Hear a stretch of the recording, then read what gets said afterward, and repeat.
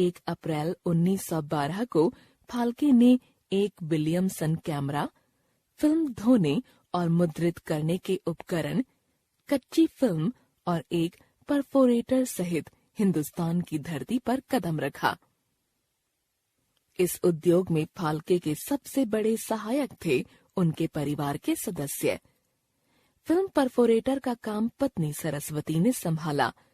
उस समय फिल्म की जो पट्टी मिलती थी उसमें एक और छेद स्वयं करने होते थे। आधे इंच की फिल्म पट्टी को घुप अंधेरे में रखकर छेद करने का काम आसान नहीं था। प्रकाश की एक किरण भी फिल्म को खराब कर सकती थी और एक भी छेद गलत हो जाने से फिल्म कैमरे में या प्रोजेक्टर में फंस सकती थी। दिन में रसोई का काम निपटाने के बाद रात को वही रसोई डार्क रूम में बदल जाती थी।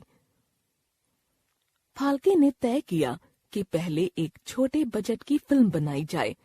उन दिनों राजा हरिश्चंद्र विषय पर एक नाटक मुंबई में हिट हो रहा था, इसलिए फाल्के ने भी राजा हरिश्चंद्र पर फिल्म बनाना तय किया।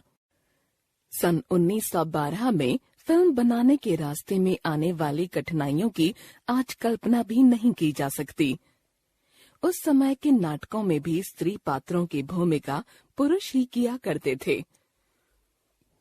फाल्के अपनी फिल्म में स्त्री पात्रों की भूमिकाएं स्त्रियों से ही कराना चाहते थे, जो एक असंभव इच्छा थी। उस जमाने में किसी भी महिला से फिल्म में अभिनय करने के विषय में पूछना कठिन था। निराश फाल्के जब एक रेस्तरां में बैठे थे, तब उन्हें एक युवक दिखाई दिया जो बावर्ची का सहायक था। इस युवक के कोमल अंगों और पतली नाजुक उंगलियों को देखकर फाल्के ने उसे अभिनेत्री बनाने का निर्णय लिया। बाद में लंका दहन फिल्म में सालुंके नाम के इस युवक ने 2 भूमिकाएं की। अशोक वाटिका में चिंतित बैठी सीता और वन वन भटकते रावण से युद्ध हेतु सेना एकत्रित करते राम की। उस समय सालुंके देश का सबसे लोकप्रिय अभिनेता और अभिनेत्री था। राजा हरिश्चंद्र के लिए नायक की भूमिका में रंगमंच के अभिनेता दबके और तारामती की भूमिका में सालुंके का चुनाव कर लिया गया। लेकिन अभी कठिनाइयां समाप्त नहीं हुई थीं। इस कथा में रोहिताश्व की सांप को काटने से मृत्यु हो जाती है। इस प्रसंग के लिए कोई भी माँ अपना 7-8 साल का बेटा देने को तैयार नहीं थी।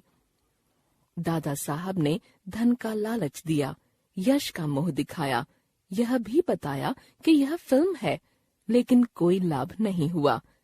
अंततः उन्होंने अपना ही पुत्र रोहिताश्व की भूमिका में ले लिया। श्रीमती सरस्वती फाल्के को इस प्रकार के अंधविश्वास छू भी नहीं पाए थे। सन 1912 में मानसून के बाद मुंबई के दादर इलाके में राजा हरिश्चंद्र के फिल्मांकन का काम आरंभ हुआ। दिन भर फिल्म की शूटिंग चलती और सभी काम करने वालों के लिए खाना बनता।